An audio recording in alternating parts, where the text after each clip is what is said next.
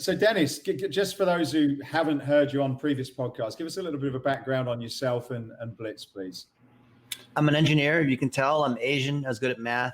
I built the analytics function at Yahoo 20 years ago, if you remember if you guys are old enough for Yahoo. And I believe that there's a data process-driven way to be able to drive marketing. So I'm the weird person because among a lot of marketers and entrepreneurs and salespeople, I'm an engineer. And we built a lot of systems that will do things like run ads on Facebook and Google and do analytics. Like we set up the analytics for Nike and Brown-Forman, which makes Jack Daniels, or Quiznos, or the Golden State Warriors. A lot of brands, a lot of retailers, and the things that have worked for us that we found, we've put into a cookbook and a checklist that we believe anyone can follow, even if you're a gym owner and you have one location, or even if you're just an entrepreneur, you're a personal trainer and you're just getting started. These are things that you're able to do, leveraging what works from the big boys. So me, I'm just honored to be a trainer in the online sense and sharing what I know about digital marketing in the same way, you might help somebody perform an exercise in the right way. I'm going to show you how to perform a digital marketing exercise. And so we've built thousands of agencies and trained up tens of thousands of people in digital marketing following these processes. And like a lot of what we have is here, which is what we've been working together with Matthew and his team on. The idea that there should be a cookbook or a reference book on how you do digital marketing. The same way, if you're a doctor, there's a book on how you do surgery. If you're a mechanic or you fly a plane, there's checklists and processes. And that's what we want to bring to digital marketing. And I guess like digital marketing itself is something that a lot of businesses are getting their heads around.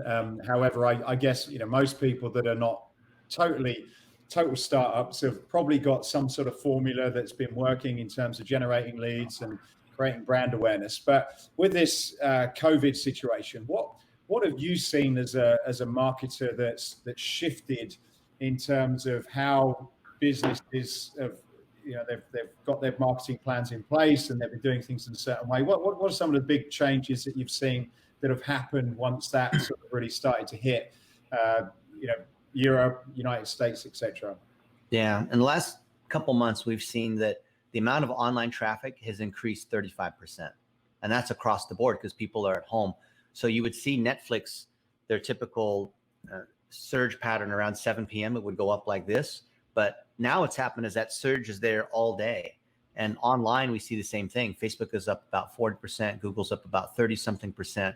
At the same time, the amount of advertising has gone down. So that combination of supply and demand has caused ad prices to be half or cheaper than they have been since 2012. And this is an incredible reset for people who are not just in fitness, but in retail, if they can leverage advertising to be able to take market share.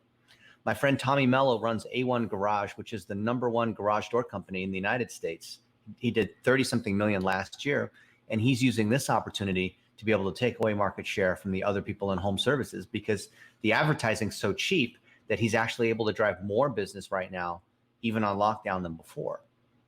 And the key is that he's shifting a lot of his advertising, a lot of his marketing to virtual, like we're doing here.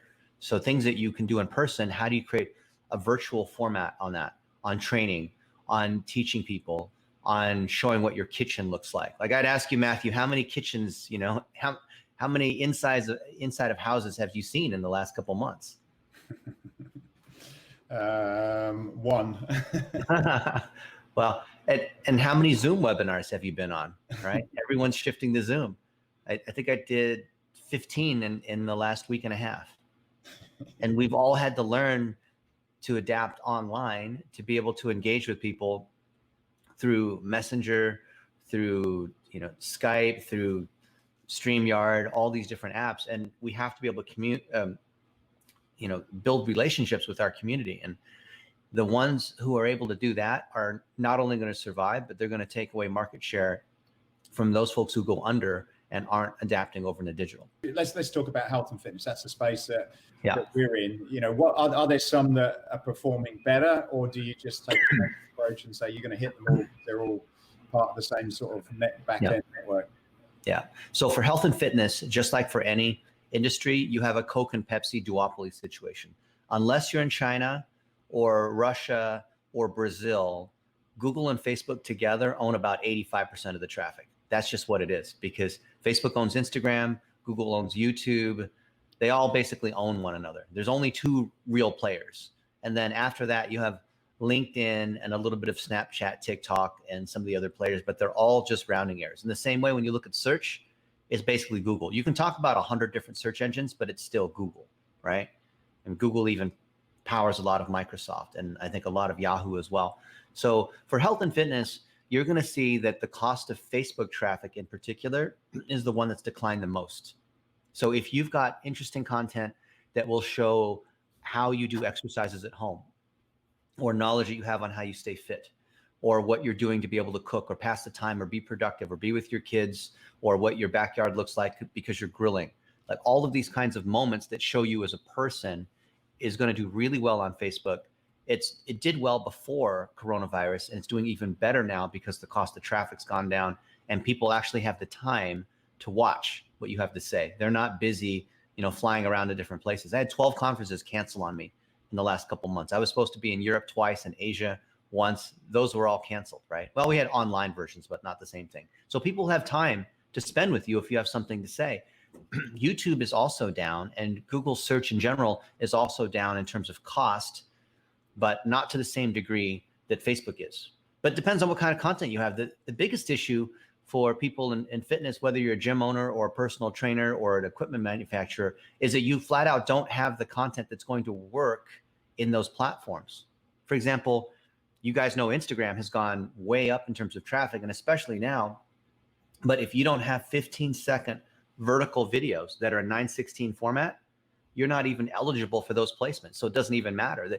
The issue is not the macro piece. The issue is that most people in the health and fitness industry are not even there. They're not even making the content to be eligible. They're not even showing up for the game.